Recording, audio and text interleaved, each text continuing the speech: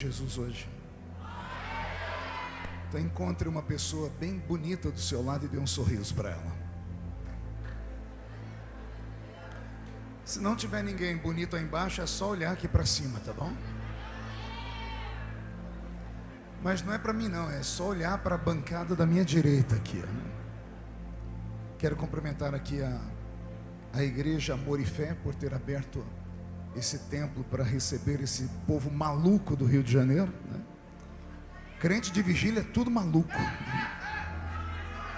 não tem um com a cabeça certinha, né? Os normais estão dormindo nesta manhã, só vem gente anormal para vigília, né? Então quero cumprimentar aqui a pastora presidente, a pastora Ilma Guimarães. Eu olhei para ela e falei, meu Deus, ela é americana, parece aquelas pastoras lá do Harlem. Eu quase cheguei perto dela e disse assim, God bless you. Quero cumprimentar o pastor vice-presidente, que é o pastor Cleiton Guimarães. Já conheci ele do Instagram. A sua esposa, a pastora Nietzsche Travassos. Se falar o nome dela 3 vezes, está batizado com o Espírito Santo. Cumprimentar meu grande amigo aqui, o Davi Vitor, um dos mais ungidos ministros de louvor do Brasil. Deus te abençoe, Davi. Estava indo embora, voltou para prestigiar. Deus te abençoe.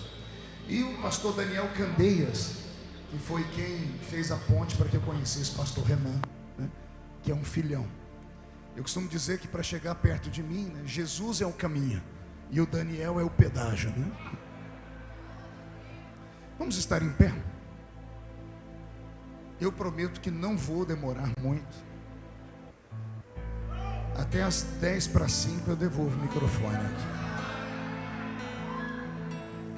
Abra sua Bíblia comigo no Evangelho segundo escreveu São João, o capítulo de número 3 e o versículo de número 8. Deus está aqui. João capítulo de número 3 e o versículo de número 8. Quem encontrou, diga amém. Quem não encontrou, peça socorro. Socorre a criatura aí. Se não achou o Evangelho de João, é porque o negócio está feio, está bravo, né? João é o 4º livro do Novo Testamento. João capítulo 3, versículo 8, está escrito assim: o vento assopra onde quer, ouves a sua voz, mas não sabes de onde vem e nem para onde vai. Assim é todo aquele que é nascido do Espírito. Como é um versículo só, eu vou ler mais uma vez. O vento assopra onde quer, ouves a sua voz, mas não sabes de onde vem e nem para onde vai. Assim é todo aquele que é nascido do Espírito. Feche a Bíblia, coloque no banco, na cadeira. Como nós aqui já quebramos todos os protocolos possíveis, vamos quebrar mais um. Pegue na mão da pessoa mais perfumada do seu lado. Eu acho que ainda dá tempo. Aperte a mão dele ou dela com carinho, até eles falarem aleluia. Pentecostal que não faz barulho, está com defeito de fabricação, ó. Vamos orar? Pai, nós te exaltamos, nós te glorificamos, e nós entendemos que dentro de alguns minutos este santuário ficará pequeno para o tamanho da glória que o Senhor vai enviar sobre nós. Os que vieram tristes começarão a saltar de alegria. Os que vieram se arrastando não voltam para casa se arrastando. Hoje voltarão voando nas asas de um novo tempo. E antes que eu comece a contar os seus mistérios, cerque esta igreja com a sua glória. E num raio de 5 quilômetros, onde houver um demônio alojado, eu dou a esses demônios segundos para sumirem daqui. Porque se não sumirem, serão queimados pelo poder da sua glória que aqui será derramada. Rasgue o céu sobre este lugar. Manda anjos de fogo descerem aqui. Que estes anjos desçam trazendo brasas de fogo nas mãos. Comecem a esparramar estas brasas entre nós. E onde houver um crente cheio do Espírito Santo, pega ele nesta madrugada, Jesus. Toma ela nas suas mãos agora. Agora. Agora, meu Senhor.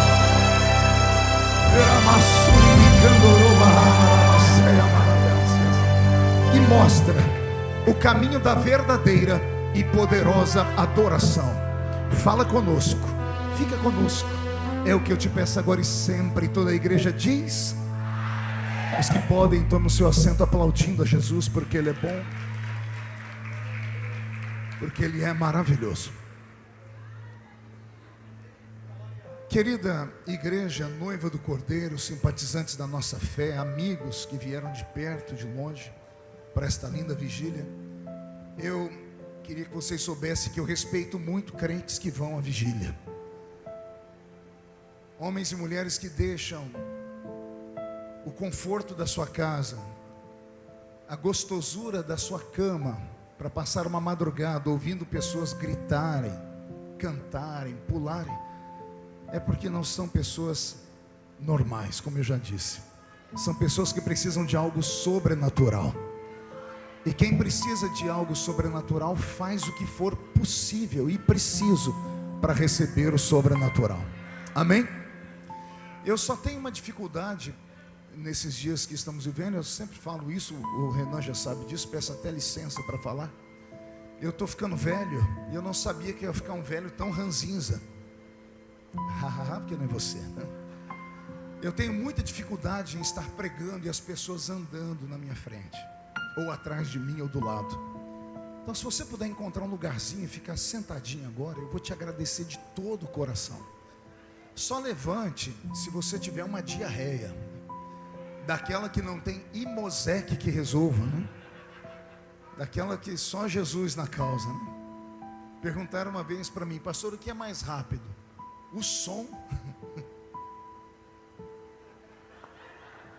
a luz ou a diarreia, né? Eu falei, não sei. Eu falei assim, pastor, a diarreia. Eu falei, porque quando ela vem, não dá tempo de acender a luz, não dá tempo de gritar, sai da frente. Então, se for uma diarreia, por favor, vá. Agora, se não for isso, tente ficar no seu lugar por alguns momentos. Eu prometo que não vou cansar vocês, né? Então eu estou falando aqui para ver se todo mundo encontra um lugarzinho para ficar. Eu acho que quem tinha que sair já saiu, e os que ficaram, ficaram porque precisam de algo divino. Amém, igreja? Você entendeu, pastor? Promete que não vai me chamar de chato? Então tá bom, muito obrigado. Me acompanha o pastor Roberto Marinho. Foi musicista de um dos maiores pregadores do mundo, que é o pastor Benny Hinn, lá dos Estados Unidos da América. Aí o pastor Roberto saiu dos Estados Unidos, deixou o pastor Benny Hinn e veio para o Brasil trabalhar com o pastor Benny Ruim, que sou eu aqui, né? E eu tenho certeza que Deus vai falar conosco profundamente aqui. Queridos, Roberto, mude a música para mim. Quando eu vi o nome desta vigília, eu fiquei impactado. Unção sem limites. Eu sei que o Renan, que dirige a vigília, ele sabe o que é uma unção sem limites. E eu fico me perguntando se você sabe o que é uma unção sem limites. A minha geração é uma geração diferente. É uma geração que foi alicerçada na palavra. Uma geração que teve muitas cobranças. E uma geração que acreditou que Jesus voltaria no seu tempo. As mensagens que crescemos ouvindo eram mensagens sobre o arrebatamento da igreja. Mensagens quando a gente saía do culto, a gente tinha medo de andar na rua. A gente tinha medo de dormir sem roupa. A gente tinha medo de Jesus voltar quando a gente estivesse tomando banho, por causa da pureza e de tudo que foi plantado dentro de nós. E talvez por isso esta geração passada seja uma geração que tenha um pouco mais de entendimento e conhecimento, e talvez até um pouco mais de respeito quando chega dentro de um culto, quando está na presença de Deus. A geração mais nova, essa que muitos aqui estão, é uma geração que infelizmente tem sido criada sem o fundamento. Conhecem um Cristo superficial, conhecem mensagens superficiais, são acostumados com mensagens feitas em forno micro-ondas, que é aquela mensagem fast food, rapidinha que tem, alimenta, só que não dá sustância nenhuma. E quando o pregador se estende um pouquinho mais, são capazes de virar as costas para ele e ir embora. E isso daqui a alguns anos vai custar muito caro para esta geração. Porque aqueles que alicerçaram a sua casa na areia, o primeiro vento que veio levou ela embora. Mas se você alicerçar a sua casa numa rocha, pode levantar contra você 11.000 demônios. 1.000 cairá de um lado, 10.000 cairá do outro lado, e você jamais será atingido. Alguém entendeu o que eu disse? Dê um grito de glória a Deus aí. Eu estava acompanhando a vigília do caminho, porque eu estou vindo de uma outra vigília. Preguei 2 horas na outra vigília, prego aqui, daqui a pouco vou daqui para Atude, prego de manhã mais 2 horas, e amanhã eu tenho mais 3 ou 4 cultos, sei lá. E eu estava acompanhando vocês, e eu vi o mover de Deus aqui. Eu falei, meu Deus, que coisa linda. É uma vigília que o pregador não tem que jogar fogo no povo, é o povo que joga fogo no pregador, né? Vigília de movimento. O Daniel falou, pastor, prepara melhor que o senhor tem, porque o povo lá vai para o culto e entra, é virado no giraia, né? Eu tive que procurar no dicionário o que é isso, né? Porque eu sou velho, não sei o que é isso. Mas quando eu estava vindo, o senhor disse, filho, ao invés de você pregar algo que vai apenas deixar eles extremamente emocionados e vão sair dizendo, uau, mas que depois de uma hora você perguntar para eles o que foi pregado, eles vão dizer, não sei, só sei que estava bom. O senhor disse para mim, reparta experiências, porque os mais velhos têm experiências. Se pudéssemos somar a experiência dos velhos e o fervor dos jovens, teríamos a perfeição de igreja. Com os jovens está a gana, o desejo, o fervor, a força. Com os velhos, a experiência. Por isso que muitas pessoas às vezes têm dificuldade de compreender essa distância que há entre gerações. Eu já passei por isso. Me lembro quando eu era jovenzinho na igreja, meu Deus do céu. Eu ia pregar, eu já começava dando golpes de Kung Fu, né? Tem pregações minhas antigas na internet, se você quiser ver, é só ir lá conferir. E aí às vezes eu chego em alguns lugares e as pessoas falam, pastor, o senhor esfriou na fé. Eu digo, por quê? O senhor não dá mais golpes de Kung Fu? Eu digo, alô? Quando eu dava golpes de Kung Fu, eu tinha 13, 14, 15 anos. Hoje eu tenho quase 50. E eu não vi o tempo passar. Imagine você que eu prego há 30 anos. Dia desse, quando a ficha caiu, eu falei, meu Deus, o que aconteceu comigo? Eu não imaginei que um dia eu ia ter barba branca, cabelo ralo, que eu ia ser vovô. Eu nunca imaginei que o tempo passasse tão rápido. O relógio do tempo, gente, não para. E se eu pudesse voltar atrás, eu ia consertar muitas coisas que eu fiz erradas. Uma delas é achar que o culto pentecostal tinha que ter muito barulho. Porque quantas vezes eu espanquei igrejas. Espanquei, literalmente, porque o pregador pentecostal, ele é meio valente. Ele vai pregando, quando ele não acerta o povo, ele tira um chicote gigante e dá-lhe. E aí tem aqueles crentes que só Jesus na causa grita, fala Deus, né? Fala, ele grita isso porque ele sabe que tem alguém precisando. Ele está apontando o dedo para o outro. Ele não tem coragem de falar, mas quando acha, fala Deus. Está vendo? Só que um dia eu preguei tanto em uma igreja, e bem na minha frente uma senhora, e ela não se movia, ela não se mexia. E eu dizia, levante a mão, ela não levantava. Eu dizia, pula, ela não pulava. Eu falei, meu Deus, o Satanás botou essa mulher aí para testar meu ministério. E eu fiz o que era possível e impossível, e nada tocava ela. Final do culto, quem vem pedir oração para mim? A geladeira. Aí eu olhei para ela e disse assim, não vou orar pela senhora. Ela disse, por que não, pastor? Disse, porque a senhora passou o culto inteiro me enfrentando, me olhando com essa cara feia, parecendo que foi batizada num pote de vinagre. A senhora não levantava a mão, a senhora não gritava, a senhora não fazia nada. A senhora é uma mulher muito fria. Aí ela respirou fundo e disse assim, eu enterrei o meu filho ontem, pastor. Uma bala perdida matou meu filho. Eu não ia vir no culto hoje, mas uma irmã me arrastou e disse, vamos lá que Deus vai usar o pregador. E o pregador quase matou ela. Quando eu vi isso, eu disse, meu Deus, quantas pessoas eu machuquei, em nome de uma emoção que só funciona naquele momento. As pessoas saem cheias do Espírito Santo do culto, só que o vaso está trincado. Não dá tempo da unção chegar em casa, porque no meio do caminho já vão para motéis. No meio do caminho saem até para assaltar. Porque é uma geração que não tem os pés fincados na rocha. Por isso nós precisamos hoje de uma unção sem limites. Uma unção que não mexa só com o nosso coração, mas que mexa com a nossa mente, que traga uma mudança. Uma unção que traga de volta os dons do Espírito Santo, mas dons genuínos, verdadeiros, não dons fakes. Não dons hoje baseados em revelação dada por causa de Facebook, Instagram. Não, pessoas que queiram o brilho das luzes da ribalta, achando que são uma espécie de quarto membro da Trindade, uma espécie de semideuses, que abusam dos talentos que têm, encantam as pessoas e colocam inclusive em xeque a revelação do que é de Deus e do que não é. Não é isso que nós precisamos. Nós não precisamos de um tempero novo. Nós não precisamos de uma mensagem escalafobética. Isso é linguagem de quem já fez seminário. Nós precisamos daquele tempero antigo. Nós precisamos daquela comida feita no fogão a lenha, daquele feijão que levava 45 minutos lá no fogãozinho a lenha, aquele arroz com suã que a mãe da gente suava para fazer.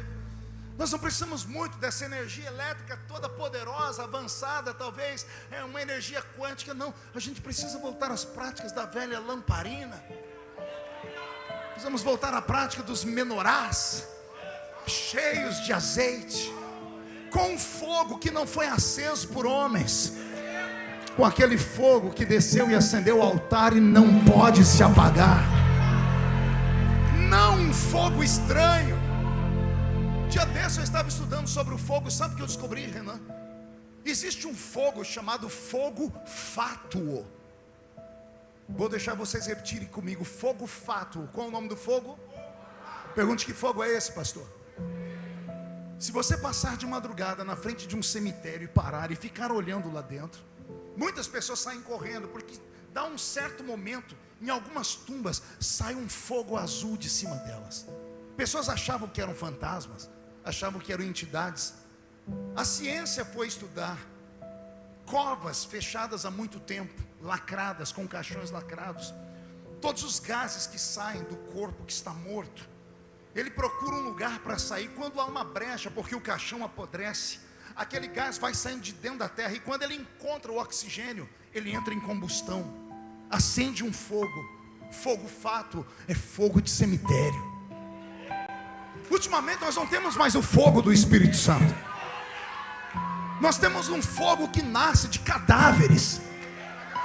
Eu tenho pregado nesses últimos dias, não para crentes vivos, parece que eu estou pregando para uma geração The Walking Dead, mortos que caminham, tem olhos mas não veem, tem ouvidos mas não ouvem, tem coração mas não sentem. O que conhecem do Evangelho é só aquilo que faz a alma deles, o espírito deles e o ego deles voar. Conhecem mandingas cristãs, saem da igreja recitando fórmulas mágicas como se fosse o abracadabra de um mágico. Nenhuma arma contra mim prosperará, contra Jacó não vale encantamento. Não vale encantamento. Os crentes estão endemoniados dentro da igreja. E alguém vem dizer: não, pastor, não cai mais ninguém endemoniado na minha igreja, porque o fogo é tão grande, a glória é tão grande. Mentira, não cai mais ninguém endemoniado, justamente o contrário. O fogo que nós temos é tão pequeno que não faz cócegas no diabo. O diabo se tornou membro das nossas igrejas, ele dita as regras. Um pastor de terno e gravata pregando hoje já não inspira mais ninguém. Mas qualquer almofadinha que chega na frente da igreja com um pouquinho mais de talento, capaz de dizer: eu estou acima da média, leva o povo à loucura e acaba dividindo o nosso povo. E aí nós temos uma geração de pessoas esquisitas, estranhas. E eu não estou falando de aparência, não. Eu não vim aqui falar de doutrina, não. Para isso você tem o pastor da sua igreja. Eu vim falar aqui de algo mais forte do que doutrina. Eu vim falar de vergonha na cara. De você, quando entrar dentro de um lugar como esse, pelo menos saber onde você está entrando. O que faz esse lugar ser santo não é a placa da igreja que está lá fora, com letras garrafais, não. O que faz esse lugar ser santo é uma presença invisível, que quando entra aqui, aqueles que estão no Espírito sabem que o culto começa na igreja, mas ele se estende para as regiões celestiais. As regiões celestiais são como um jardim de Deus, e são nesses jardins que estão os frutos chamados dons do Espírito Santo. Nós não temos mais os dons porque nós não conseguimos subir. Os crentes entram na igreja, mas não dão conta de entrar no culto. Querem que a igreja seja um entretenimento, e se você quer entretenimento, não venha à igreja.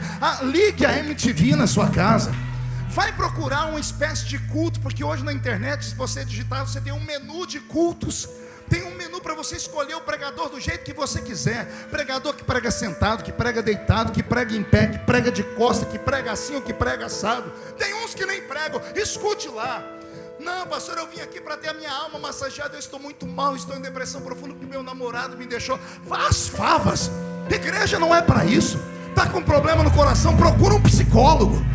Eu não venho à igreja em busca de autoajuda. Eu entro aqui em busca de ajuda do alto. Ao entrar aqui dentro, entenda que você não está num lugar comum. Aqui não é a casa da mãe Joana para você fazer o que quiser, ficar olhando para o pregador mascando essa desgraça desse chiclete. Você acha que está na frente do seu professor? Não, você não está. Aqui é o quartel-general. Eu entro aqui para ter as minhas armas trocadas, para ter as minhas feridas curadas e para receber um armamento pesado, porque o meu verdadeiro inimigo não está aqui dentro. O meu verdadeiro inimigo está lá fora, e ele está de olho em você, e ele é invisível. E esse inimigo não respeita você engravatadinho, não respeita o seu carro importado, não respeita o seu dinheiro no banco, não respeita a sua pele bonita, bem tratada, não respeita o seu cabelo à base de shampoozinho, não respeita você por ser poliglota, porque estudou na UFRG. Não, ele só respeita a canela de fogo, só respeita crente ungido, só respeita crente que quando transpira azeite puro. E é por isso que eu preciso de uma unção sem limites. Se você quer subir comigo nesta viagem, vem, mas é uma viagem só de ida. Não dá para voltar mais. Se não quiser ir, vá para casa, porque a porta da rua é serventia dessa casa. Mas se vier comigo, nós vamos voar agora. Nós vamos conhecer o céu pelo lado de dentro. Já atravessamos o alpendre, já atravessamos o átrio, passamos o lugar santo e vamos para o santo dos santos agora. Só que quem vai para o santo dos santos tem que tomar cuidado. Quanto mais perto da glória, mais perto da morte você fica. A glória de Deus, ela não é compatível com a carne humana. Vou repetir, a glória de Deus não é compatível com a carne humana. Todas as pessoas que chegaram muito perto de Deus ficaram esquisitas para a humanidade. Todas as pessoas extremamente usadas por dons espirituais acabam adoecendo. Você deve conhecer no Rio de Janeiro as irmãzinhas de oração, os irmãos de oração. Eles não moram no alto dos arranha-céus ou Recreio. Eles estão lá no alto da Rocinha, lá no complexo do Alemão. As casas não são grandes, são de tapera velha. Eles oram e o céu se abre. Detalhe, eles trazem o céu para a terra, mas são pessoas adoecidas, são pessoas pobres. E alguém pergunta: o que é isso, pastor? A glória de Deus é incompatível com a carcaça humana. Quanto mais perto de Deus, mais esquisito você vai ficar. Quanto mais perto de Deus você ficar, menos amigos você vai ter. Quanto mais perto de Deus você ficar, menos compreendido você será. A sua igreja vai te convidar para você sair de lá. Vão dizer que você é louco, desequilibrado, maluco, beato de igreja, rato de igreja, piolho de igreja. E quando começarem a te chamar de santarrão, é porque o negócio está ficando bom. Porque aqueles que caminham com Deus não têm o apelo dos homens. Entenda isso. O caminhar para a unção de Deus é uma caminhada solitária. Vai ter dias que você vai sentir angústia. Me lembro da minha infância, Renan. Eu subi no monte para orar. Eu me converti e logo botaram apelidos em mim. Eu era o famoso espalha-rodinhas na minha igreja. Terminava o culto, os jovens mais descolados se reuniam. Quando eu entrava entre eles, em 2 segundos a rodinha era dispersada. Eu sabia que era preconceito que eu sofria. Depois eu descobri que eles falavam que eu só falava de Bíblia. Ora, eles esqueceram de ler a Bíblia. A boca fala daquilo que o coração está cheio. Se você só fala de internet, de Instagram, de youtuber, é porque o seu coração só está cheio disso. Se você não aceita um pregador como eu, porque só falo de Bíblia, de Espírito Santo, é porque eu só tenho isso para falar. O homem é aquilo que ele absorve ser. E um dia orando no monte, eu estava em gritos, eu disse: Senhor, por que eu não posso ser um moço comum, um jovem como os outros? E o Senhor bradou do céu e disse: porque um dia vão querer ser igual a você. Existem homens e homens, mulheres e mulheres nesse mundo. Existem pessoas que nascem de 100 em 100 anos. A essas pessoas o Senhor dá algo a mais. Eu costumo dizer que Deus deu à raça humana normal 5 dons, que eu chamo de sentidos. Ele deu à raça natural, a todos os homens nascidos de mulher, com exceção daqueles que nascem com uma anomalia física, 5 dons que nós chamamos de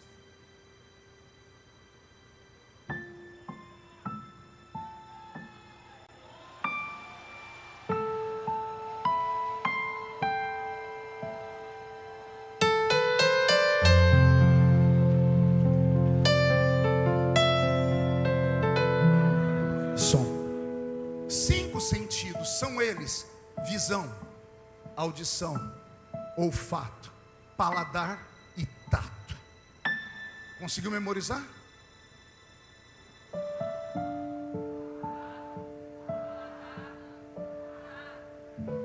Perfeito. Visão, audição, olfato, paladar e tato. Para que Deus deu isso ao ser humano? Pergunte: para que, pastor? Deus deu ao homem natural para que o mundo natural fosse real para o ser humano. Por exemplo, quando eu abracei o pastor Cleiton, o meu olfato detectou que ele não usa mais perfume do Avon. O perfume dele não fala português, né? Quando eu cheguei aqui, olhei a camiseta do Renan, eu falei: meu Deus, que coisa bela. Só pude isso porque a minha visão me ajudou. Eu só posso tocar nessa tribuna e sentir a densidade do púlpito por causa do meu tato. E eu só posso sentir o sabor das coisas por causa do meu paladar. Então, para que é que nós temos esses 5 sentidos, que são 5 dons? Para que o mundo material, natural, seja real para aquilo que é natural e normal. Mas existe um grupo de seres humanos a quem Deus deu um 6º sentido.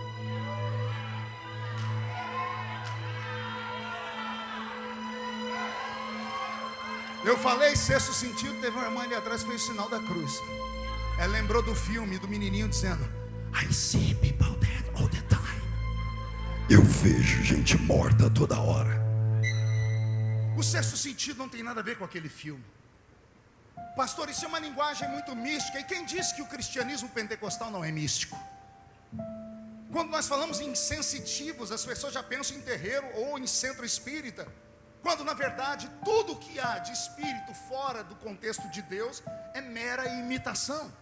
A originalidade do sobrenatural está conosco. A Bíblia Sagrada é cheia de coisas anormais. O meu Deus, quando quer operar, coloca a articulação nas cordas vocais de uma jumenta.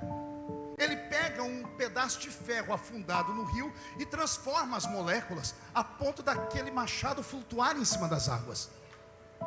Eu carrego um livro, e você também, que é cheio de coisas que a mente humana não pode explicar.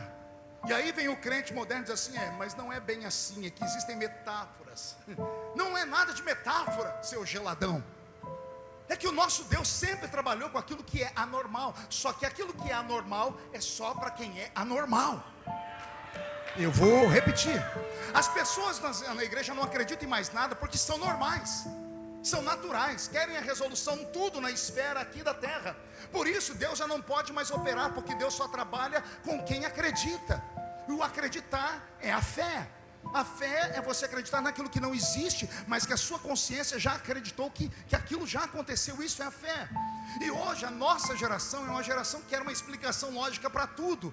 E não há explicação lógica para aquilo que é milagre, para aquilo que é sobrenatural. Que explicação há para mim, Marco Feliciano, que ando na minha cidadezinha onde eu nasci? Estou andando na rua e alguém fala assim: esse aí era o ex-cortador de cana, esse aí era o engraxate, filho de uma mãe solteira que morava com 12 pessoas dentro de 2 cômodos. E aí alguém vê a miséria onde eu nasci e fala, mas como é que ele fala bem desse jeito? E me comunico não apenas em português, mas em outros 2 idiomas. Escrevi livros, e alguém vai, como é que pode alguém da Vila Tatu, do meio do mato, uma pessoa sem prospecção de futuro, encontrar com isso? Isso é anormalidade. Só que eu cresci numa igreja de gente doida. Estou eu no culto um dia e levanta a irmã Geni lá no púlpito, culto de ciclo de oração. Ela diz, por que eu estou vendo esse menino aqui? E todo mundo olhou para trás, só tinha eu. Por que eu estou vendo esse menino? Olha, eu ia em culto de ciclo de oração sozinho. Por que eu estou vendo a bandeira do Brasil enrolada nele?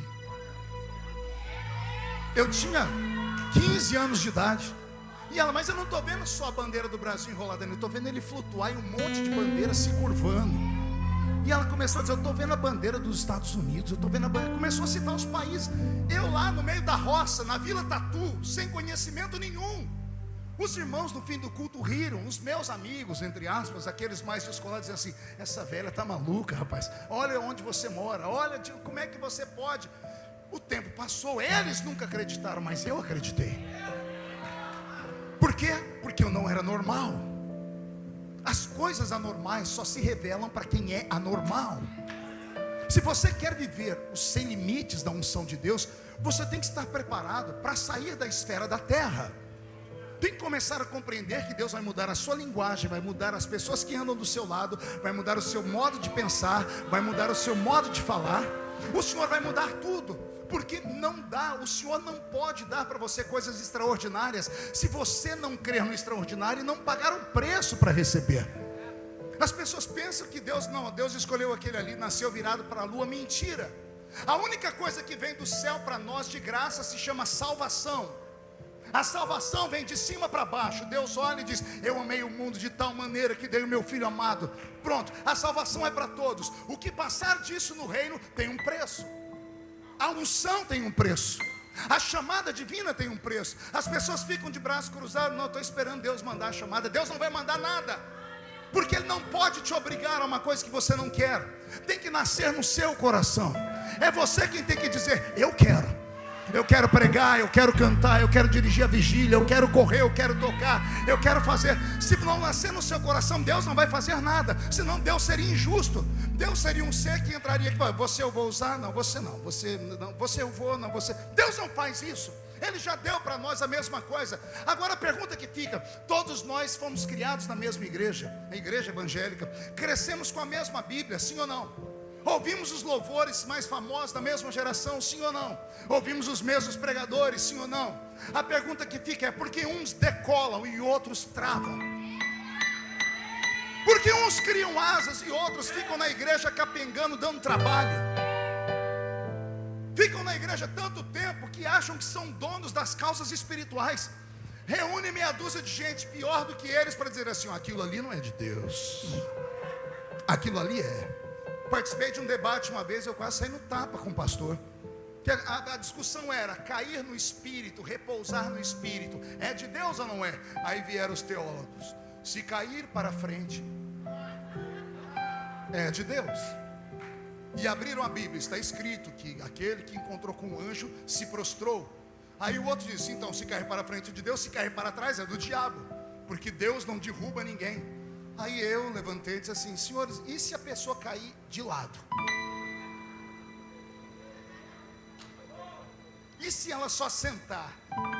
Aí eu falei, os senhores não são mestres em coisas sobrenaturais. Anote o que eu vou dizer para você. Há um rio, que é o rio do avivamento. Não nasceu um homem na terra até hoje, desde os tempos de Jesus até hoje, que teve condições de prender o seu fôlego suficiente para ir nas profundezas do rio e ver tudo que tem lá. Vou repetir, não nasceu ainda um homem, uma mulher capaz de prender a sua respiração e descer nas profundezas do rio e falar, eu conheço tudo sobre Deus. Não existe tal ser humano. Ninguém pode falar, eu sou mestre nas coisas divinas. É como a teologia, eu sou mestre em teologia, me formei na Universidade Americana, sou Doctor in Divinity, doutor em divindade. Bela porcaria. O dia que eu entendi, me deu vontade de rasgar os diplomas. Como um ser humano de carne e osso pode achar que conhece o pensamento de Deus? Nós conhecemos um rascunho. O pensamento de Deus é mutável. O Senhor se revela a cada um de uma forma. O que para mim é certo, para você não é. O que Deus deu para você, não deu para mim. O Senhor não fez da sua igreja uma fábrica como a General Motors, que quando sai um carro com defeito, ela é obrigada a ir no Jornal Nacional e colocar lá o reclame dizendo: atenção, todas as pessoas que compraram o carro, ano tal, modelo tal, favor procurar uma concessionária para um recal, porque tivemos um problema na repimboca da parafuseta, deu um problema num carro, dá em todos. Não, Deus não nos fez em série. O dia que Deus te fez, Ele estava apaixonado. Quero ver, vou fazer esse povo agora sair da terra. Você é a única raça do universo que carrega no seu corpo a impressão digital da mão de Deus. Quando Deus fez os anjos, Ele estava sentado no trono e ficou. A mente dele expandiu e Ele criou os anjos. Aí Ele deu vida aos anjos. Pergunte de que forma? Sentado no trono estava, sentado no trono ficou. Ele vai criar os anjos assim.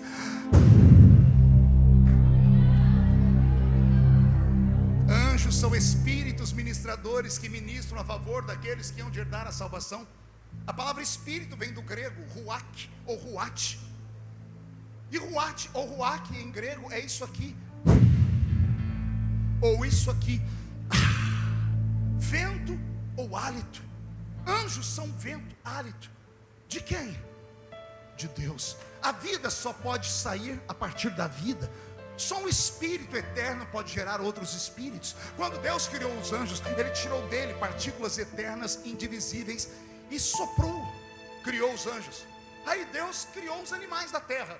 Ele viu que os anjos pecaram, então Ele olhou para a terra e disse: eu ainda vou falar com o poder da minha palavra. Terra, cria os animais. A pobrezinha da terra teve que se virar nos 30.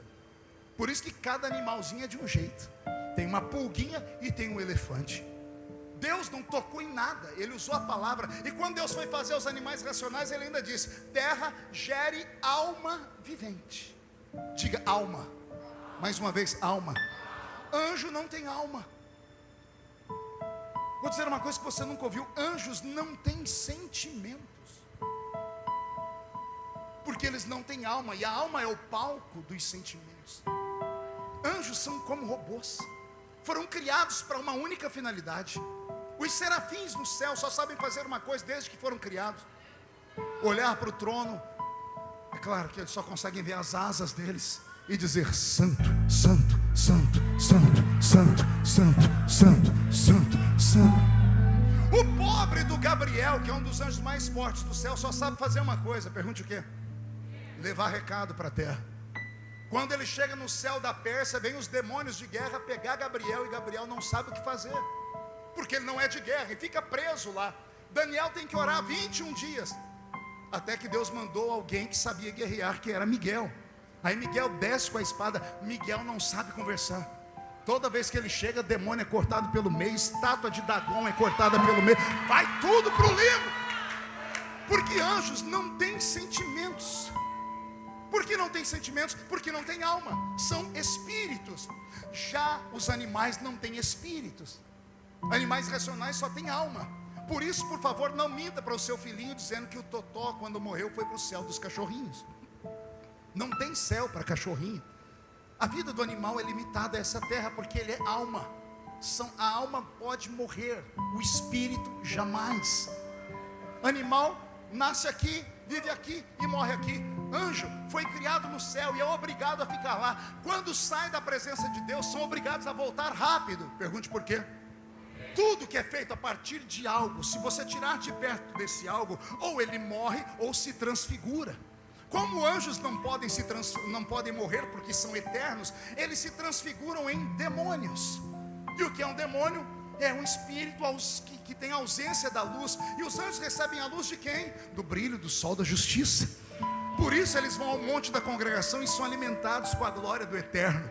Quando você dorme de manhã, quando você acorda de manhãzinha, o anjo do Senhor está do seu lado, acampando ao seu redor. Quando você vai dormir à noite, o anjo fica do seu lado até você entrar em estado alfa. Quando você entra no estado beta, ele dá o pé daqui e vai para o céu. Porque quando você entra no estado beta, que é aquele estado que se a trombeta tocar no seu ouvido você não acorda, o seu espírito é desligado da terra, então você não precisa de proteção. O anjo volta ao céu para receber uma descarga de glória. ele recebe o brilho do sol da justiça e volta no dia seguinte para cuidar de você. O que aconteceu com o diabo e os seus anjos? Foram expulsos do céu. A ausência da luz de Deus transfigurou eles em demônios. A Bíblia diz que eles até podem aparecer em forma de luz, mas tem que fazer um esforço inumano, porque anjos são espíritos, criados no céu, precisam ficar lá. Animais são feitos de alma e terra. Quando morre a terra fica aqui e a alma desaparece. Aí depois que Deus fez esses dois tipos de seres, uma espécie de laboratório, Deus disse: agora eu vou criar a criatura perfeita. E aí ele criou você. Ele diz: vou fazer o ser humano com parte do céu e parte da terra. Vou dar ao ser humano um espírito eterno, mas vou dar ao ser humano uma alma. E além da alma e do espírito, vou dar para ele um pedaço de corpo de terra. Animal não pode ir para o céu, o anjo não pode morar na terra. E Deus faz você que vive aqui.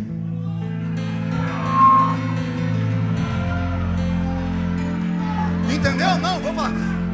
Anjo só pode morar lá, vem visitar a terra, mas não pode morar na terra, porque o reino dele é espiritual, o céu é espiritual.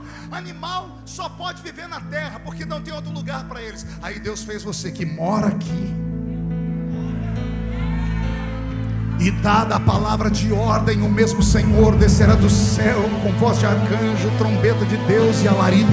Os que morreram em Cristo ressuscitarão primeiro, e depois nós, os que ficarmos vivos, seremos transformados e arrebatados seremos, e estaremos para sempre com o Senhor Jesus nos ares. Eu estou pregando nessa noite para a única raça que vive aqui e já já vai morar lá no céu. E se a trombeta do arrebatamento tocasse agora, e dessa vigília só 2 crentes subissem, um sou eu, quem é o outro? E vem atrás, deixa eu ver. Então reage, pelo amor de Deus.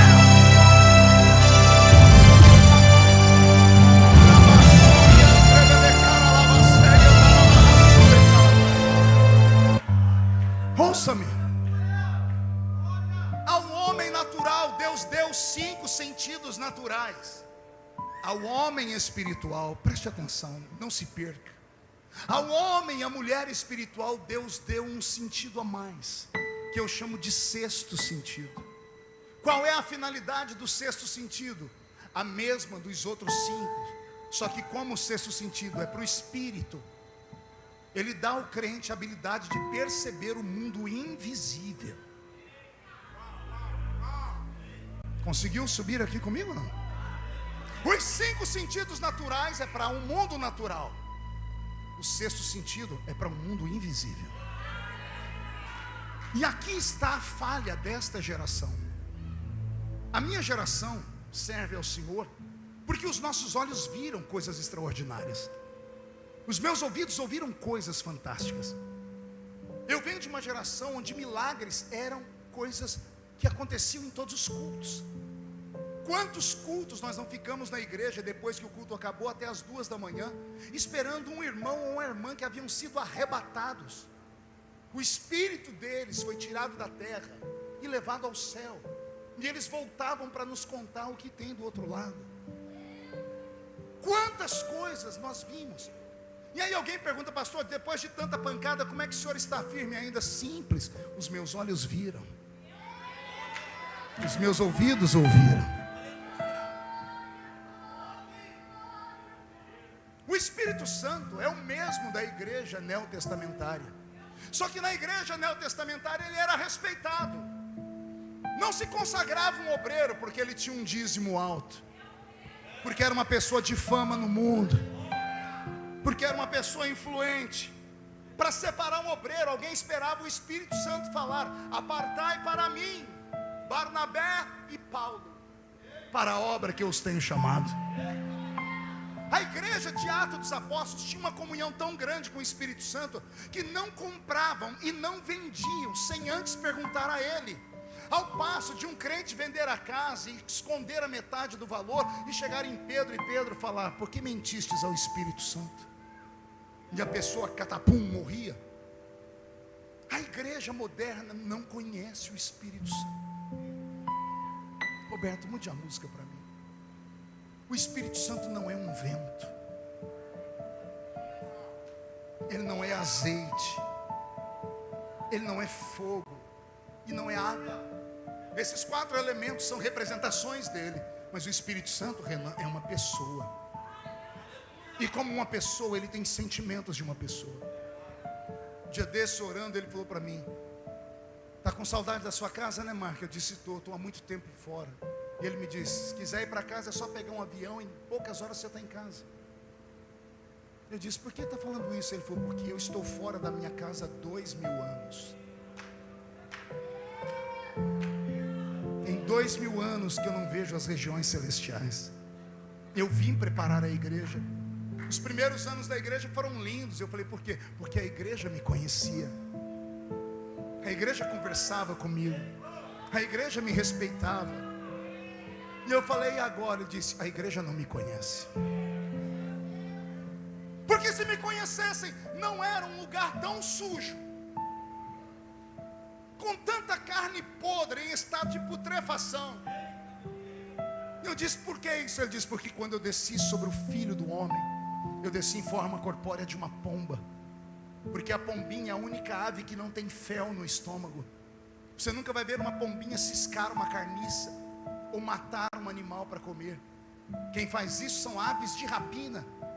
Até a poderosa águia, que eu vejo um monte de crente andar com anel, crente águia, tem até pregações sobre isso. Tudo é águia, porque é a rainha dos céus, enxerga longe, tem força, bate contra a rocha, recupera suas forças, quebra a unha, quebra tudo e recupera 30 anos depois de ficar escondida na fenda da rocha. É muito lindo isso.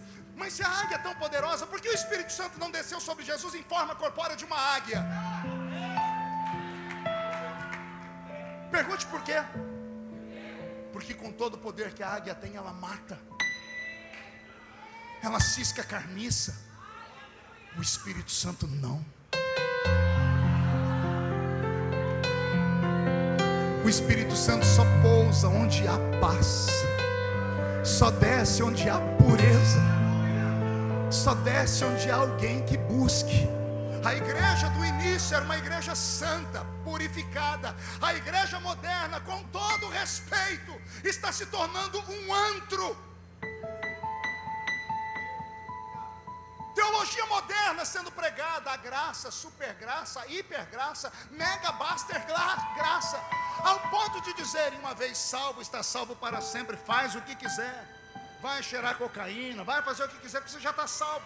O diabo está plantando na mente dos nossos filhos, porque não são mais doutrinados na igreja, ficam comendo esse lixo na internet, ficam vendo esses jovens pregadores, até descolados, até que falam muito legalzinho, tem conhecimento, e acham que são os reis da cocada santa, pisam em cima de tudo que os nossos velhos pais ensinaram, pegam pregadores antigos e ridicularizam eles, nos chamam de gente tapada, de ignorantes, de pregadores da idade medieval, de obscurantistas. Estão desviando uma geração inteira, uma geração que faz barulho na igreja, também com a música que nós temos. Quem que não faz? Um guitarrista tocando a guitarra tem que envergar a mão aqui, quem é que não pula com ele? Isso não acontece só na igreja, não acontece no Rock in Rio também.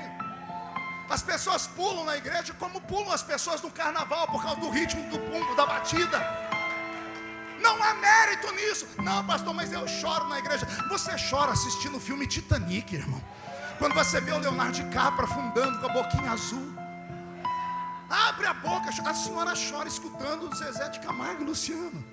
Aí vem na igreja: derramei lágrimas, estou cheio de Deus. Não está. Não está. Porque se tivesse, a sua vida era diferente em casa. Se tivesse, a sua casa era uma extensão da igreja.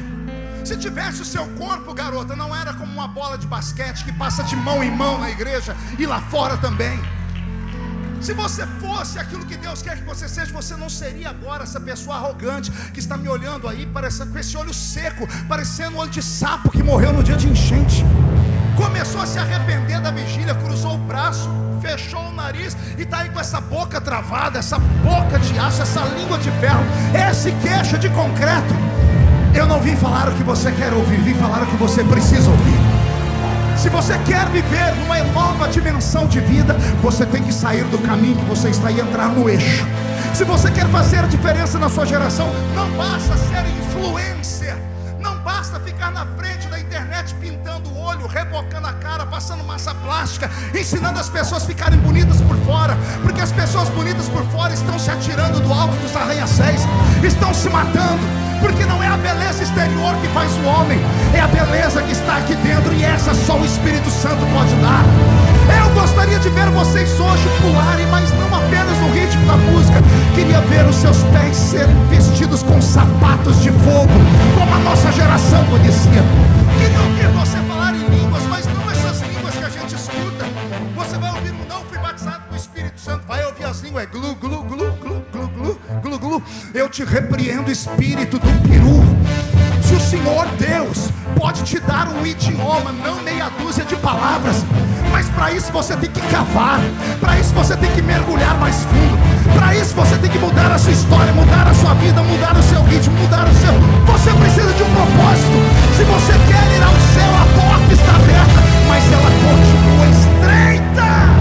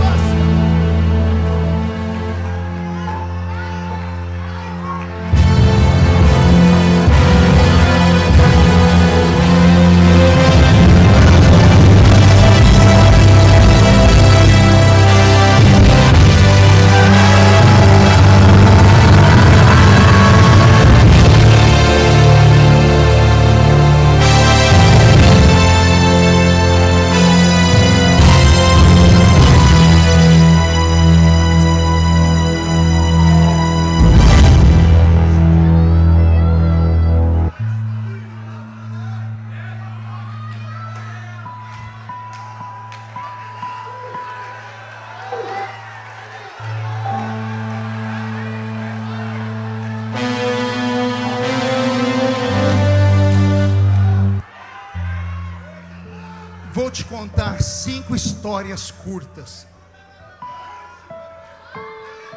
Em tempos de violência, em tempos de crises, em tempo de dores, em tempos de dificuldades e rejeições,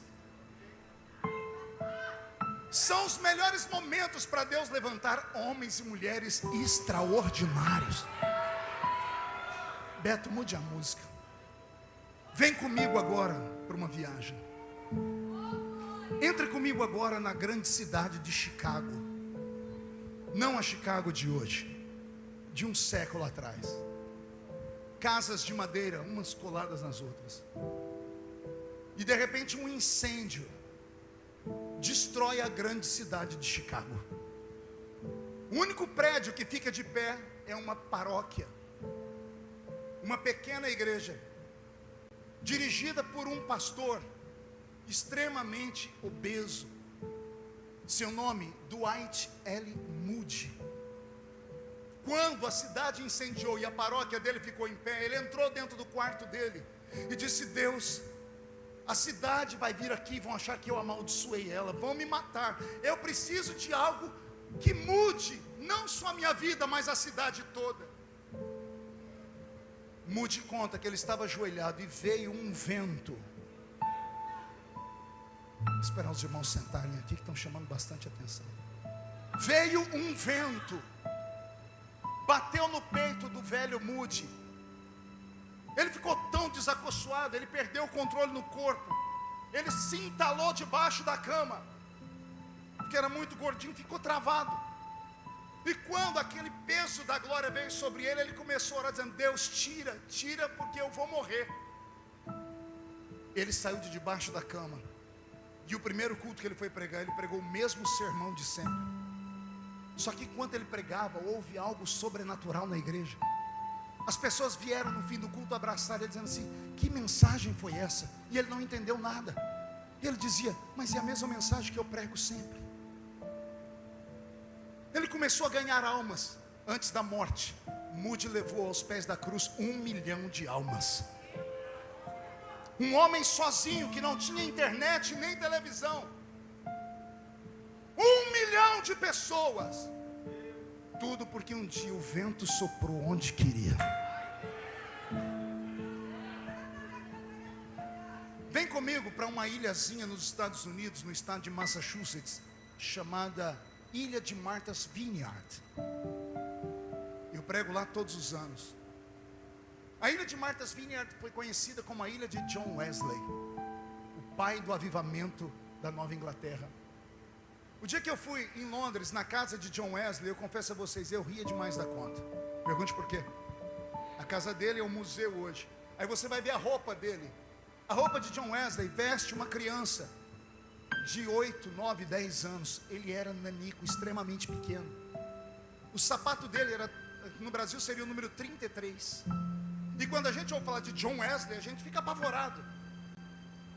Aí lá na ilha de Martha's Vineyard, há 80, quase 90 anos atrás, quando os Estados Unidos da América ainda tinham um ensino religioso, porque depois veio uma senhora O'Neill que abriu um processo na Suprema Corte e arrancaram a Bíblia das escolas e a oração das escolas. Nessa época ainda podia.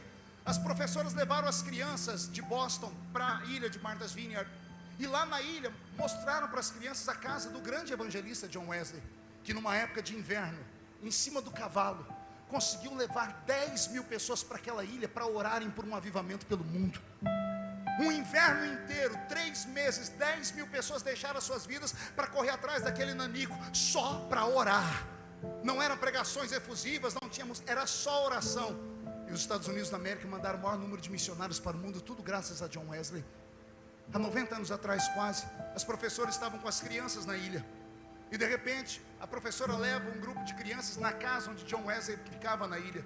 E ela sobe no segundo andar e abre a porta do quarto de John Wesley, uma cama muito pequena. E a professora diz: Wesley dormia do lado de lá da cama, exatamente para chamar a atenção das crianças. As crianças curiosas falaram: por que dali? Como é que a senhora sabe? E a professora diz: venha cá, olhe no chão, o chão de madeira, 2 marcas redondas afundadas na madeira. E as crianças disseram: como ele fez isso? E a professora: joelhos dobrados.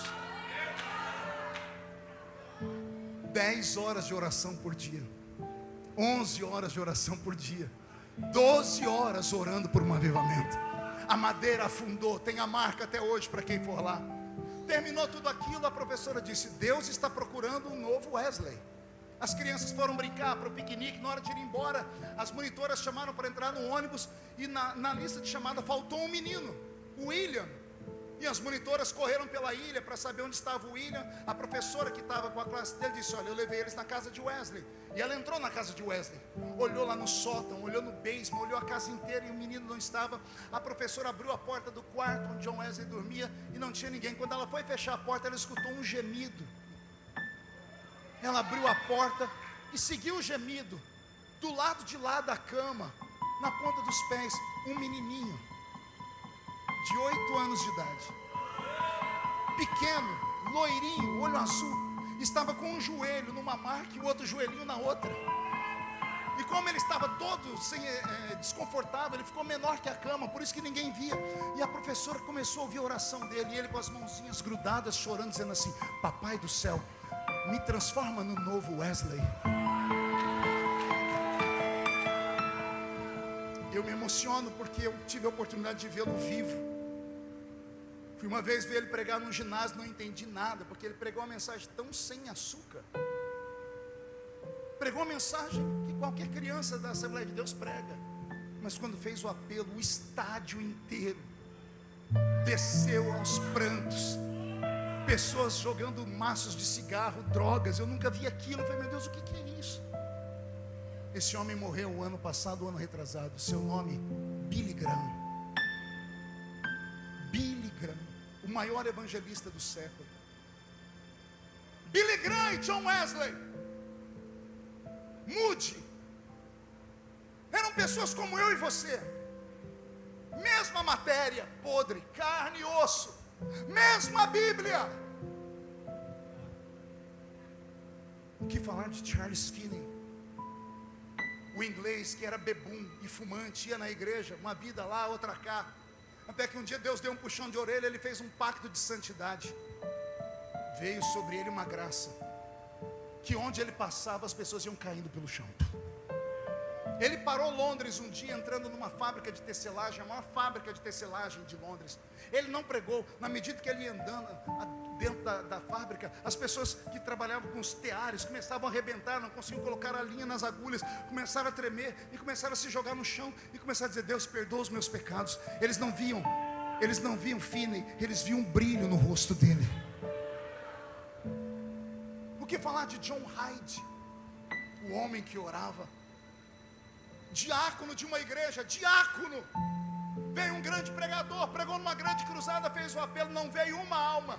O pastor da igreja ficou tão envergonhado que pegou o pior diácono que ele tinha. Ô João, vem fazer uma oração. John Hyde começou a orar. Ele orou por 3 horas.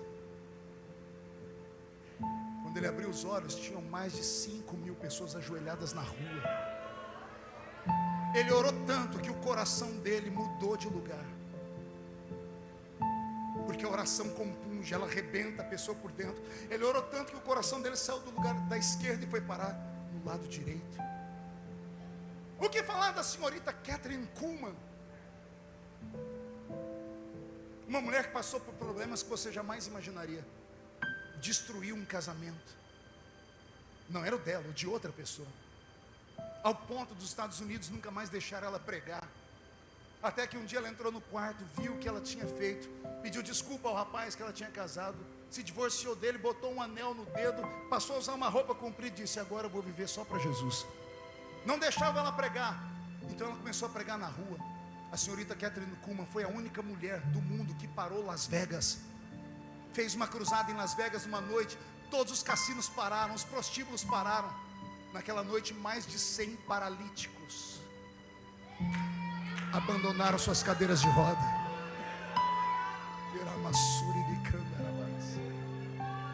E é essa senhorita Kathryn Kuhlman que está num culto que começou às 5 da manhã, quase o horário que nós vamos entrar. Ela começou a cantar e uma multidão dentro de um teatro. E ela foi pregar, o Senhor não deixava ela pregar. De repente ela dobrou os seus cotovelos no púlpito e começou a chorar, dizendo: não machuquem ele, porque eu só tenho ele. Não firam o meu amigo Espírito Santo. E ela começou a falar do Espírito Santo com tanta intimidade, que no meio da plateia tinha um garoto gago. O corpo dele, ele conta, ficou todo arrepiado, porque parecia que uma energia havia entrado dentro dele. Ninguém tinha paciência de conversar com ele, porque ele era extremamente gago. Ele voltou para casa sem conversar com a senhorita Kuhlman. Ela não pregou nada, o corpo daquele jeito. Ele foi para o quarto dele à noite, dormia junto com o irmão em uma cama de beliche. Ele dormia no andar de cima do beliche. Quando ele acordou de manhã, sentou na cama, antes de saltar da cama, ele lembrou da senhorita Kuhlman. E ele disse: se você é amigo dela, vai ser meu também. E ele disse, gaguejando em inglês: good morning, Holy Spirit. Bom dia, Espírito Santo. E veio sobre ele uma unção que jogou ele para o chão. E ele ficou 8 horas caído no chão. Quando ele conseguiu levantar e abriu a porta do quarto, a mãe dele estava passando no chão. O VEC, como é que chama aqui, Roberto? Aspirador em português, estava aspirando. Quando ele passou perto dela, ela foi lançada pelo chão. A família toda dele foi tocada. Quando ele foi pedir desculpa para a mãe dele, ele falou normalmente, foi curado. Esse homem é o pastor Benny Hinn. Lembra do John Wesley que eu falei, o nanico? Ele se candidatou para ser missionário das missões batistas, mas ele não passou no crivo de um psicólogo. Indeferiram o pedido dele porque ele era desequilibrado. Ora, todo baixinho invocado. O nanico Wesley não passou no crivo porque disse que ele tinha um problema mental, que ele era muito expansivo, que ele era sanguíneo, colérico. Ele entrou na casinha de madeira dele aos prantos, se trancou no quarto e começou a esmurrar a parede, dizendo: ou o Senhor me usa, ou o Senhor me mata. Ou o Senhor me usa, ou o Senhor me mata. Até que um barulho dentro do quarto dele, o irmão dele que estava do lado de fora, Charles Wesley, abriu a porta do quarto para ver o que era e viu John Wesley caído no chão, estatizado, tremendo. Ele tocou no irmão dele, o que estava no irmão dele pegou ele. E ele disse: o que foi, John? Ele disse: eu estava orando e saiu da parede um vento que bateu no meu peito e me jogou para trás. John Wesley levantou e começou a pregar na rua. Não me pergunte como. Ele pregava para 20.000 pessoas sem microfone. Sem microfone. A rainha da Inglaterra Inglaterra chegou a escrever: eu tenho mais medo dos joelhos de John Wesley no chão do que todo o exército da França de pé contra a Inglaterra. Eu não sei se você está sentindo. Essa vigília não é normal. Eu estou falando, estou vendo pessoas cansadas abrindo a boca de sono, e é natural, mas eu estou vendo pessoas chorando. Pessoas que já viram pregações, estão me ouvindo falar e estão dizendo: Deus, eu quero. Se existe, eu quero. Se é real, eu quero. Em tempos de crise, Deus resolve trazer avivamentos. Minha última história para você, escute bem. Eu tinha 19 anos. Minha cidadezinha, a cidade de Orlândia, onde eu moro até hoje. Nossa igreja, a Assembleia de Deus, 400 pessoas no culto. Uma das maiores igrejas da região na época, que lá é tudo muito difícil. Veio uma nuvem de escândalos sobre a igreja, que acabou com a igreja em 3 meses. Escândalos grosseiros que eu tenho vergonha de contar. Tipo, um irmão da nossa igreja estuprava a filha de 8 anos até os 10. A menina que tocava teclado para a igreja. A gente achava estranho o pai não deixar a filha conversar com ninguém. Até que um dia ela se abriu com a mãe e dizia que o pai abusava dela por 2 anos. Pai biológico, não era padrasto. Cidade pequena. O homem foi preso, ficou cego, vazaram os olhos dele na cadeia. E a notícia no rádio: membro da Assembleia de Deus estupra a filha por 2 anos. Em cidade grande talvez alguém sobreviva a um escândalo, cidade pequena não. Semana da frente, o músico mais querido da igreja é preso também, porque ele era um exibicionista. As pessoas saíam de manhã para o trabalho e tinha na cidade um tarado que abria a roupa e mostrava a sua nudez. Os policiais fizeram uma tocaia e pegaram quem era o músico da minha igreja. Vai para o rádio de novo. Tem coisas piores do que isso que eu não tenho coragem de contar para vocês. Em 3 meses o diabo dizimou a nossa igreja. Ninguém tinha coragem de ir para a igreja. Terminou com o pastor da igreja sendo tirado porque ele mexeu no caixa da igreja. Aí vem um pastor lá do Nordeste, um homem muito simples, pastor Valdivino. Marca uma reunião com os obreiros que sobraram, e eu era diácono, recém-casado. E ele perguntou: gente, quem é o pregador aqui de vocês? Todo mundo apontou o dedo para mim. Eu disse: Ele disse: que foi, rapaz? Eu disse: não quero pregar. O senhor quer que eu pregue hoje? Não quero pregar. Ele falou: por que não? Com a igreja desse jeito? Está dando vergonha de falar que é membro dessa igreja. Uma sujeiraiada, umas coisas ruins. Ele olhou para mim e disse assim: você é um homem de Deus ou você é um saquinho de pipoca? Eu nunca tinha ouvido essa expressão. Eu falei: eu sou um homem de Deus. Ele levantou e bateu a mão na mesa. Então prova, rapaz, vem pregar à noite. Quero ver se você prega mesmo. E eu saí dali com raiva. Morávamos numa casinha de 3 cômodos, eu e minha esposa. Eu cheguei em casa e disse para Edileuza: se tranca no quarto, porque eu vou ficar na sala, eu vou orar, porque eu vou pregar hoje e eu preciso de algo diferente. Peguei um toca-CD daqui, um toca-fita, cassete desse tamanho. Botei uma música de fundo para orar. Vitorino Silva. Lá está o pastor Vitorino cantando: o cego caminhava pela estrada sem nenhuma direção. E eu dobrei meus joelhos, botei meu cotovelo no assento do sofá, minha cabeça no encosto, e disse: Deus, o Senhor nunca me deixou sozinho, mas a igreja precisa ver algo novo. Se há, eu quero. O que eu conto agora é só para quem é crente. Do encosto do sofá saiu um vento, uma lufada, um sopro de ar quente, bateu na minha testa como uma mão me empurrando, me jogou para trás. Eu tentei abrir o olho e não consegui mais, porque a sala tinha sido tomada de uma luz muito forte, ao ponto das minhas pálpebras ficarem vermelhas. Meu corpo começou a enrijecer. Eu falei: Deus, não me mata. Eu achei que eu tinha feito algum tipo de pecado, achei que tinha blasfemado. Eu falei: Senhor, não me mata. E uma voz estrondou dentro da sala dizendo: não é a morte, filho, eu estou te dando hoje um ministério de fogo para as nações. Onde você não for, a sua história irá, e eu levantarei um exército através da sua vida. Voltei em mim, tentei ficar em pé. Cadê as forças das pernas? Saí engatinhando. Bati na porta do quarto, minha mulher me ajudou a ficar em pé. Daí para frente, é ela que conta, porque eu não me lembro de mais nada. Ela disse que eu entrei orando em línguas dentro do quarto quando fiquei em pé. Me troquei orando em línguas, fomos para a igreja. Eu fiquei na porta da igreja com a mão estendida. Todo mundo achava que eu estava louco. Ela dizia que eu ficava conversando como se tivesse alguém do meu lado. Eu não me lembro nada disso. Naquele dia, o Espírito Santo trouxe todos os crentes para a igreja, por curiosidade. Queriam ouvir o pastor do Nordeste que tinha chegado. Mas o pastor disse: quem vai pregar hoje é o diácono, porque eu estou muito cansado. Marco Feliciano, vem pregar. Eu subi ao púlpito e li um versículo. O vento sopra o vento assopra onde quer. Ouves a sua voz, mas não sabes de onde vem e nem para onde vai. Assim é todo aquele que é nascido do Espírito.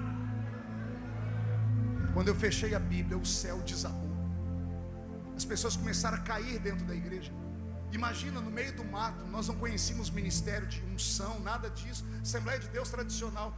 As pessoas começaram a tombar, e não foi uma, não foram duas, foi a metade da igreja para o chão de uma vez. Eu me assustei tanto que eu virei para trás para falar com o pastor: o que é isso? Quando eu virei para trás, caiu todo mundo para trás, do pastor e os presbíteros. Eu não sabia o que fazer, eu não sabia onde colocar a minha mão. A notícia esparramou, o culto acabou 2 da manhã. Jesus curou, batizou com o Espírito Santo. O pastor pegou o microfone e disse: quarta-feira tem outra congregação, né? Feliciano vai estar lá de novo, avise a cidade. Entupiu a igreja, dentro e fora, nas ruas. E eu fui pregar e disse: vamos ver se funciona de novo. Abra sua Bíblia, João 3:8. O vento sopra onde quer. Ouves a sua voz, mas não sabes de onde vem nem para onde vai. Assim é todo aquele que é nascido do Espírito. Fechei a Bíblia e o céu desabou sobre a igreja. As pessoas começaram a cair dentro da igreja, no meio da rua. A coisa ficou tão séria que a nossa igreja regional fez uma reunião extraordinária com os obreiros e me levaram para saber o que era aquilo. Me chamaram de feiticeiro. Eu, menino, e falaram para mim: nunca mais faça isso. Eu disse: mas não sou eu que faço. Não é para fazer. Se cair mais alguém nas suas pregações, você vai ser excluído. Como eu queria ter a coragem que eu tenho hoje naqueles dias. Eu obedeci aqueles homens. Eu ia pregar e ficava com medo. Eu guardava as minhas mãos, parei de ler esse texto. Jesus começou a me usar por misericórdia, mas nunca mais aconteceu aquele movimento, porque eu parei para ouvir homens que eu achava que conheciam um sobrenatural. Eu entristeci o Espírito Santo. Eu poderia estar muito mais longe hoje. E quando eu entrei aqui na vigília, Renan, digo isso debaixo do sangue de Jesus, o Senhor me disse: eu quero fazer algo novo. O que eu fiz na sua vida lá atrás, Marco, há 30 anos atrás, eu quero fazer hoje aqui. O Senhor não te trouxe essa vigília só para você ouvir os cantores que cantam muito bem. O Senhor não te trouxe aqui só para você desafogar suas mágoas, não. Ele marcou um ponto de encontro aqui. Ele te trouxe aqui porque Ele quer sair daqui de mãos dadas com você.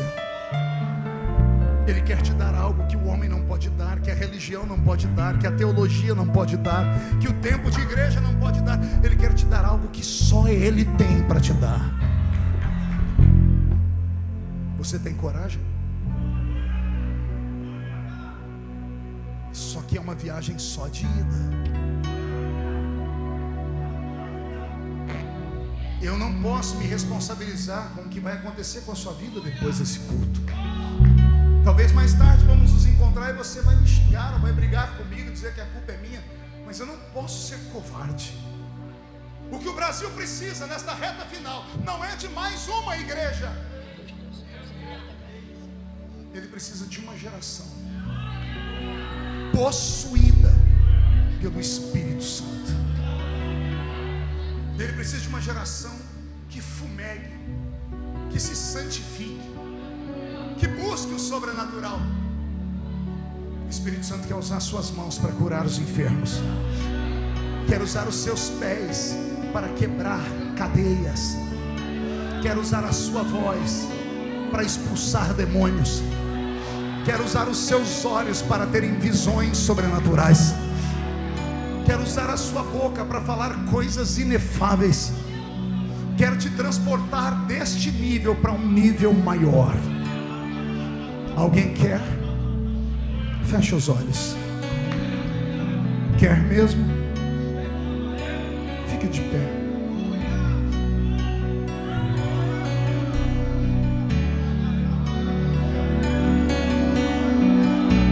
Tem um homem na Bíblia que depois de muitos anos na frente da igreja do Velho Testamento, a igreja dava tanto trabalho para ele que ele duvidou da chamada dele.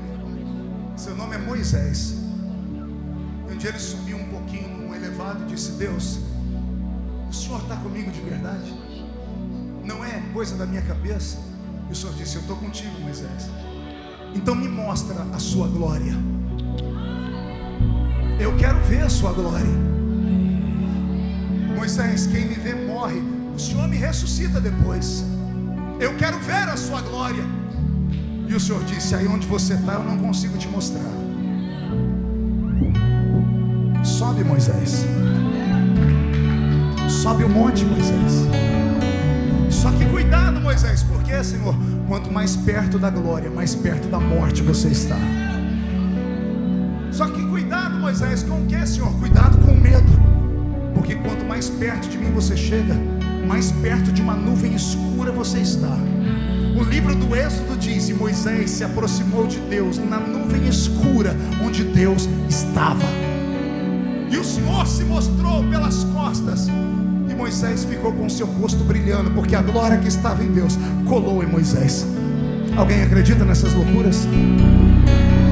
Consegue fechar os olhos? Consegue orar agora? Faz prova. Pastor, e se eu cair aqui? Sei lá. Pastor, e se eu não cair? Sei lá também. Pastor, e se eu pular? Sei lá. E se eu falar em línguas ou profetizar? Sei lá, eu só posso te trazer até aqui. Eu te trouxe à beirada do rio. Pular no rio é uma decisão sua. Estou conseguindo te arrastar para o alto da montanha, mas ver a glória de Deus é com você. Se tem alguém aqui que acredita nessas coisas, que está cansado de uma vida comum e tem coragem de dar um passo a mais e vir aqui perto de mim, eu te espero. Vamos lá, Roberto. Se puder ficar em pé, eu acho melhor, porque aí cabe mais gente.